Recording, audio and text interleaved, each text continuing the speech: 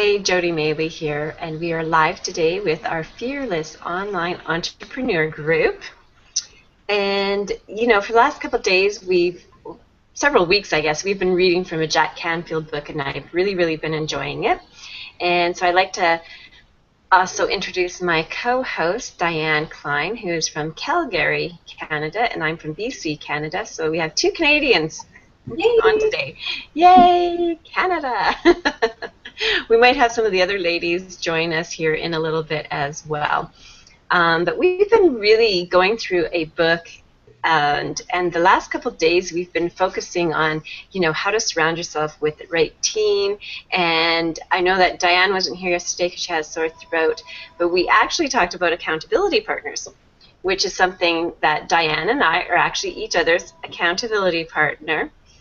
And I have to say that if we didn't have each other to push each other past our, sometimes you can get into a dry spell with something or be kind of in a funk or things aren't just working the right way, but it's really great having an accountability partner that can motivate you and help you.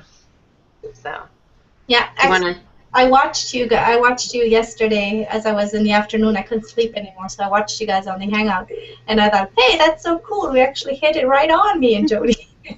Yeah. We're on the right path. Before we go into today's topic, we had talked about yesterday about having, groups that you can go to, like having mastermind groups and stuff like that. And have you always been involved with that in your own business? No, I haven't as much, actually. I have been involved with one group with the business we're in before with Keisha Bass and Rachel, but I wasn't as involved where I was actually on the Hangout talking. So. Hi, Scarlett. Good morning. Nice to see you. Can you guys hear me? Sure can. Oh, good. We were just discussing the Hangout that we had yesterday that's all about having a mastermind group, and I know that we're committed here in this group as well, that we have our daily reading and then we have the mastermind for 15 minutes. And we even go a step further. I guess it maybe is that 30-30-30 motto, right? Where you do something for 30 minutes, you listen to something for 30 minutes, and then you apply what you're doing for 30 minutes a day. And I kind of feel this is what this group is like too. We mastermind, we read for 15 minutes, we mastermind, and then what you guys don't know is that we continue to mastermind probably for another half an hour after, because we're on purpose moving ourselves forward in business. So yeah.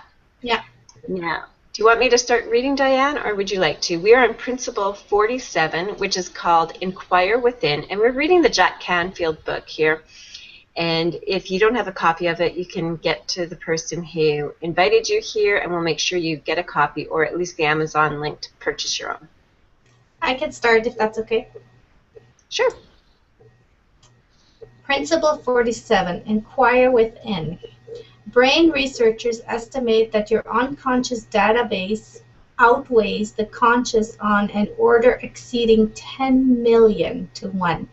This database is the source of your hidden natural genius. Let me read that again. This database is the source of your hidden natural genius. In other words, a part of you is much smarter than you are. The wise people regularly consult that smarter part. Michael J. GELB, author of How to Think Like Leonardo da Vinci. According to an ancient legend, there was a time when ordinary people had access to all the knowledge of the gods. Yet, time and again, they ignored this wisdom.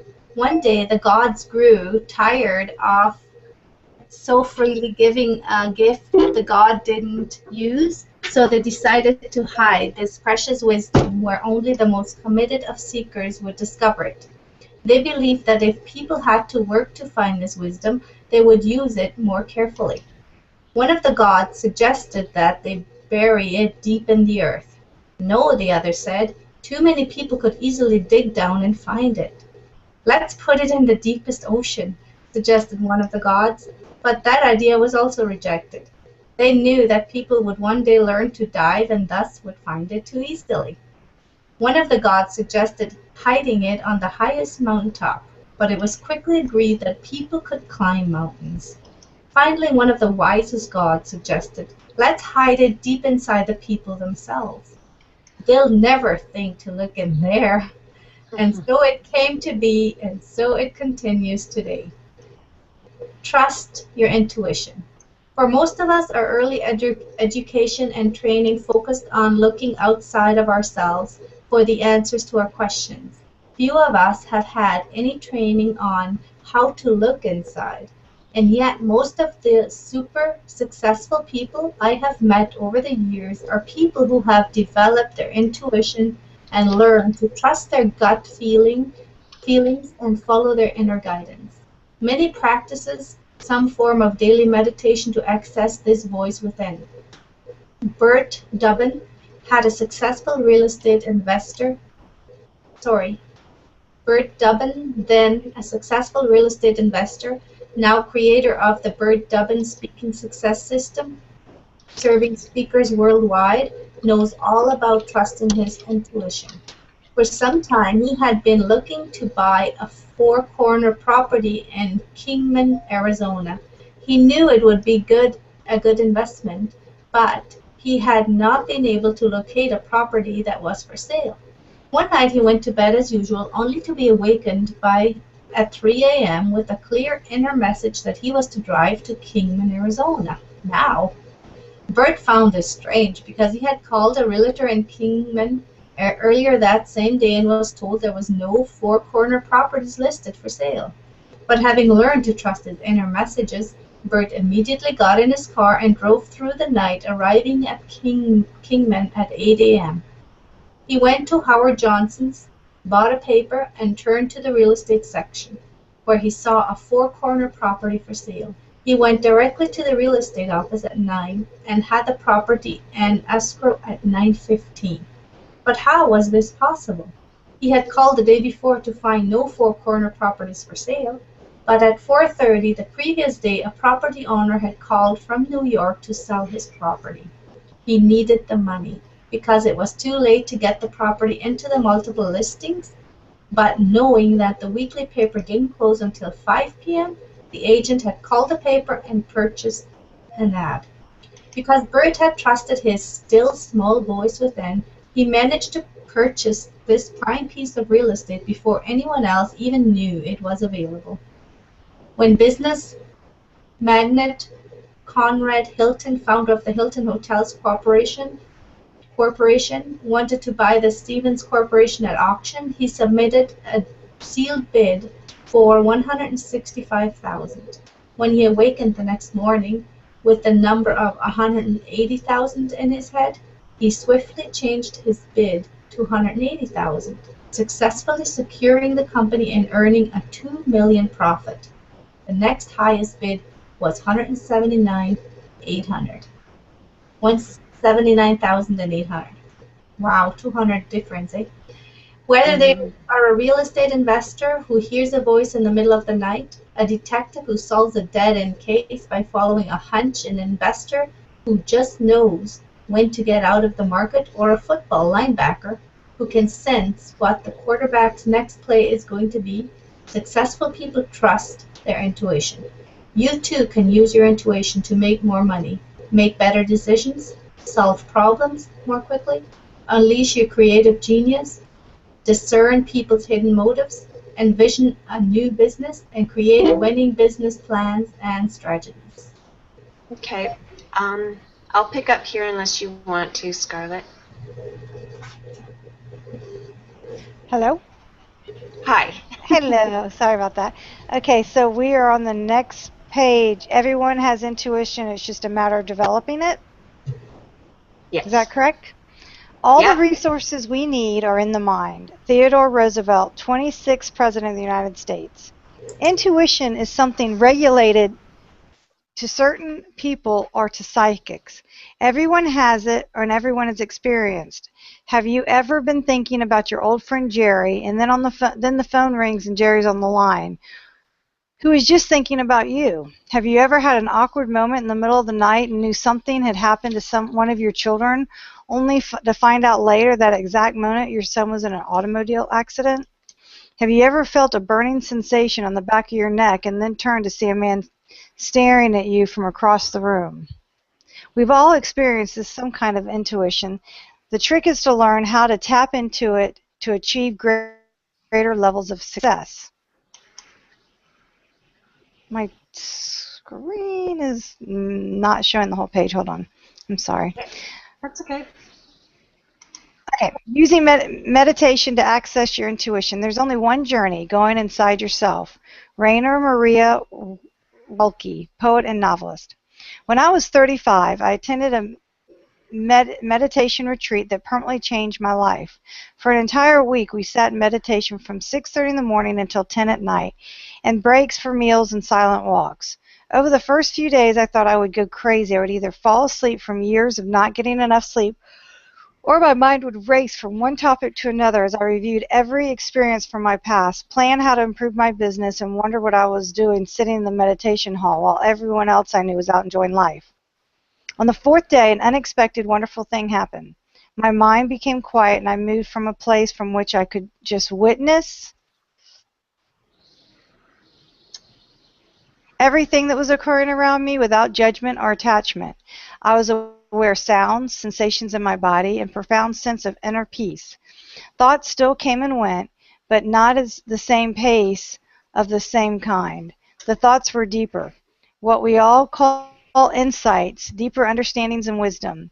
I saw connections I'd never seen before. I understood my motivations, fears, and desires at a deeper level. Creative solutions to problems that I'd been facing in my life came into my consciousness. I felt relaxed, calm, aware, and clearer than I've ever felt before. Gone were the pressures to perform and to prove myself and explain myself, to measure against some external standard, to meet the needs of others. Instead, there was a deep sense of self and purpose in life. When I focused on my deepest, most heartfelt goals and desires, solutions began pouring into my mind. Clear thoughts and images of the steps I would need to take, the people I would need to talk to, and to transcend any obstacles I might encounter. It was truly magical. What I learned from this experience was that all the ideas I needed to complete my task, solve any problem, and achieve any goal inside me, I have used this valuable insight ever since. Regular meditation. I'll pick up here. Okay. We're already at 11:13, so I'll pick up here and just read for a few more minutes. Regular meditation will deepen your intuition. The regular practice of meditation will help you clear out distractions and teach you to recognize subtle impulses from within. Think of parents sitting on a bench on the edge of a playground filled with children laughing and yelling at each other. In the midst of all this noise, the parents can pick out their own child's voice from all the other voices on the playground. Your intuition works the same way. As you meditate and become more spiritually attuned, you can better discern and recognize the sound of your higher self or the voice of God speaking to you through words, images, and sensations. The intellect has little to do on the road to discovery. There comes a leap in consciousness, call it intuition or what you will, and the solution comes to you, and you don't know how or why. Albert Einstein, physicist and Nobel, I'm not sure what that says, laureate. The answer lies within. When Mark Victor Hansen and I were nearing completion of our first Chicken Soup for the Soul book, we did not have a title for it. Because Mark and I both meditate, we decided to inquire within. Every day for a week, we asked our internal guidance for a best-selling title. Mark went to bed every night repeating the phrase, mega best-selling title, and would awaken every morning and immediately go into meditation. I simply asked God to give me the best title for the book, and then I would sit with my eyes closed in a state of relaxed expectancy, waiting patiently for an answer to come. On the third morning, I suddenly saw a hand write the words, chicken soup, on a blackboard in my mind. My immediate reaction was, what does chicken soup have to do with our book? I heard a voice in my head respond, chicken soup is what your grandmother gave you when you were sick as a child.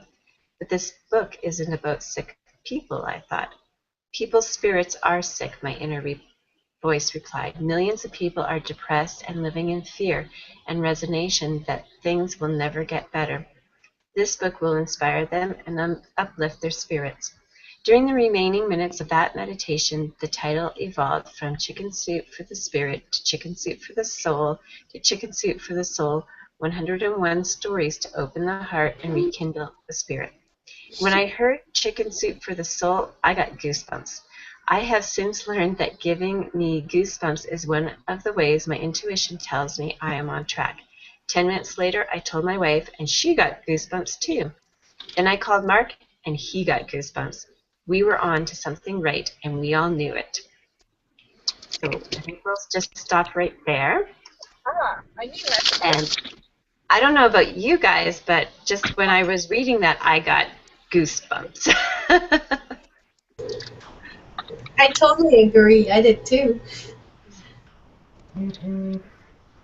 Sort of that intuition. I don't know how many times you guys have been involved in situations where that inner guidance and the intuition has definitely, helped us and inspired us. Or, yeah, actually, I have a funny intuition story. It's about the little guy here who, my oldest son, he's 19 now. And I remember once we were at the skating rink, I think, and my older daughter, they're 4.5 years apart, and he was 2 and she was about 6.5, and I was doing up her skates for the skating thing. And we have 2 skating rinks side by side. So while my daughter was skating, my ex-husband at the time was actually playing hockey. And all of a sudden, out of the blue, I could hear all the fire bells started ringing and clanging and going just crazy at the skating rink. And I just had this gut thing that I'm like, that's my 2-year-old. And sure enough, he had actually wandered away from me, went to the other arena, and somebody had left a little step box up to where the shining red fire thing was, and he pulled that. But it is funny how, your gut feelings of, I just knew that was my child who did that. And to end the story, he was actually in the process of being potty trained, and he actually scared himself that he peed all the way through his boots, and his boots were overflowing. But anyways, he probably doesn't like me sharing that story. But there's a thing of where mother's intuition, kind of can come out, and you just know it's your kid. Yeah, I remember when I was first pregnant with my first baby, my sisters had I'm the youngest in my family, and my sisters all had babies before me. And I said to one of my sisters, I'm such a tight sleeper. How in the world will I know when my baby cries at night? I'm never going to be able to get up. And I remember she just laughed and laughed, and I was annoyed. She laughed at me. But she said, you'll just know. Don't worry about it. You just know. And it is so true.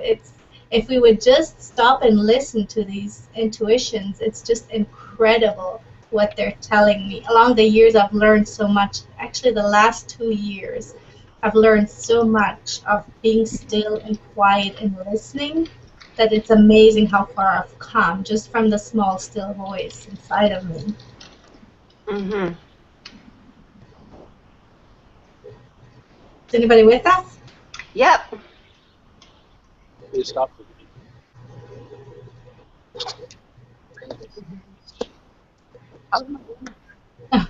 I love how you shared, though, the chicken soup of the soul, the meditation part. I mean, I've always wondered how that is. I mean, I saw, funny story, but the kids watch all these TV shows, and the one about the twins on the ship, and they went to the monks accidentally, and they were sitting all day in meditation, and of course one of the twins was totally into it, and the other one was totally out of it, and he was making fun of it, and by the end of that weekend, he was so engrossed and doing that, sitting still and listening to his inner voice. I'm always amazed how meditation can change your life. Mm-hmm. I think so too. I think when you can take those times. I was actually. Go ahead, Sarah. There's a book that my sister gave me a couple years ago. Be Still and Know That I'm God. Mm. And it is an amazing meditation book, and it teaches you about, you read through the verses and you speak the verses, and it talks about just really being able to have that time just to still and have complete silence to be able to help hear, what God's trying to say to you. I love that book. I bring it out like once a year. It's awesome. Yeah, I like the Chicken Soup for the Soul book too. Yeah, we've got all those. We love them. My daughter loved them through high school, so we bought lots of them. They're awesome. And I think when The Secret came out, there's another one that you can get that is, it's like a little daily motivational thing, where on the 365 days you just take the rip off the top one and then you read it. And I think that The Secret had that, and that was a huge time for me and my partner that we spent a lot of time reading those every day and then talking about them, and what a difference it made for both of us. And we both like to have our quiet time in the morning where we can have coffee and just, be still, right? We're all so busy all the time. And I think it was on something that was said a couple of weeks ago that, people, if you eliminate an hour a day of TV, that can create that extra 365 extra hours. And you think about that, what would you do with that extra hours? That's like 9 40-hour work weeks just by taking out 1 hour of TV. And just imagine if you took that time, instead of watching TV for an hour, that you got clear to yourself and just sat quietly and just waited for inspiration to come to you. I don't know about you guys, but I struggle with that a lot. And sitting quietly isn't really something I'm very good at doing, but I have learned for my health, that is definitely something that I need to do every day. Just be quiet, maybe do some yoga and stuff. Oh, Diane got replaced by a little girl. Hi.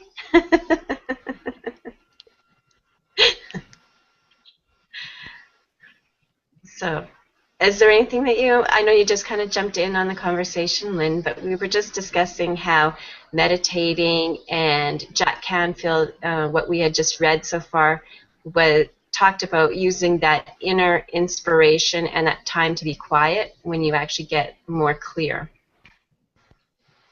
I prefer being alone, being quiet. It's part of who I am. I call TV white noise. Yeah. And I am very intuitive, and the more you work on that skill and trust your gut, the more you will develop it. Yeah, absolutely. Excellent. And I see we have Paula joining us here now too. So, there was another point here in the book that I liked when we were reading about just how the more you're aware of even the sounds of what your body is saying to you and having that inner peace, I think that in this fast-paced world, so many people who just don't sit and be still and listen to something. And I know before I even do anything, before I write even an email to my list or do a video, or even before we come on the Hangout here, I like being quiet and being centered and being in a place of peace. Really, really helps you to communicate your message, going from, what's really on your heart and what can you share with others and how can you help someone today. And I think if you have that that inner guide, always kind of letting you know that this is the way to go. And I also think, because we're all in the midst of team building and having people on our team, and Diane and I were sharing this actually the other day, that if you want to have a great people hanging out with you on your team, you have to be in the right place before you even reach out to them.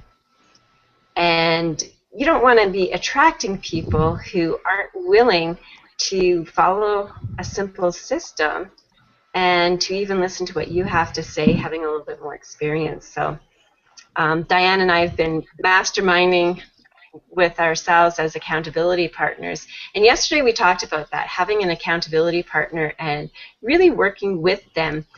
They should be at the same level as you, whether it's in your business or even where you are in regards to life, because I don't think that a 20-year-old would understand the different stresses that I'm going through with kids and other things, right? Okay, does anyone else have, it's pretty quiet today.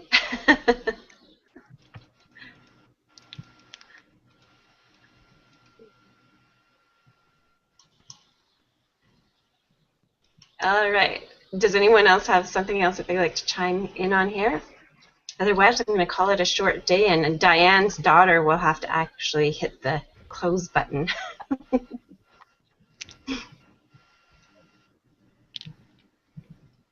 All right, so if no one has anything more to share, I would just like to thank everyone on the behalf of the Fearless Online Entrepreneurs for coming out and joining us today, and for, of course, the amazing Jack Canfield, who has given us the resources here to enjoy all the wonderful books that he has written. And every time I read one of those books, you always glean such great nuggets from it.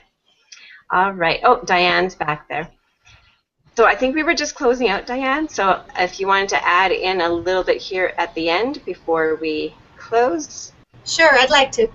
You know how right in the beginning we were reading that all successful people have found that inner voice and that inner being that speaks to them? I think that's something that we need to take to heart and that we need to think about, because if they did it and became successful, there is definitely something about it. And I know I believe in God, so I know God has put it totally inside of us. I mean, that little story about the gods. I believe in amazing God in heaven, and I know that He has put something in us, and He created us in the most amazing way, and we all have different talents, and we are all different and unique. So if we would just find that uniqueness, and like we've been reading through this whole book, that we all have different talents and our own genius, if we just focus on that, then we will just thrive in life. And I like how you just mentioned that all the leaders and people who are leaders, that they always talk about their inner guide, and just like you said, and how we were talking about this just before we went on, how, you know, we have leaders in our organization who I want to be more like. And even when I'm handling either a difficult customer or perhaps a member of my team who might be having some difficulty or negativity or anything like that, the one thing that I always kind of say is, you know, what would our leader, his name is Reginald, so I would be, what would he say? Or what would Rachel say? Or how would, you know, someone else in our organization, how would they handle that? And so by putting it to perspective that you have a leader to model, you know, think about if they were going to answer this person, what would they say? And so I thought that that was really good, and in tune to what we, of course, was talking about today, because Diane and I actually had a great discussion about this before we even came on this morning. So again, I would like to thank everyone for joining us today on the Fearless Online Entrepreneurs. And, you know, we do go through fears ourselves, okay? We're not perfect people. We have our ups, we have our downs. But the reason that we're moving forward is because we're doing it together, and we're doing it all at the same steps. And I love that. And I love the community here that we have, that we can all join together. So you can like us on our Facebook page, and of course you can watch any of the replays here of our Google Hangouts. So take care, make it a great day. Jody here in BC, and all my lovely panel. Bye. Bye now. Bye. Bye-bye.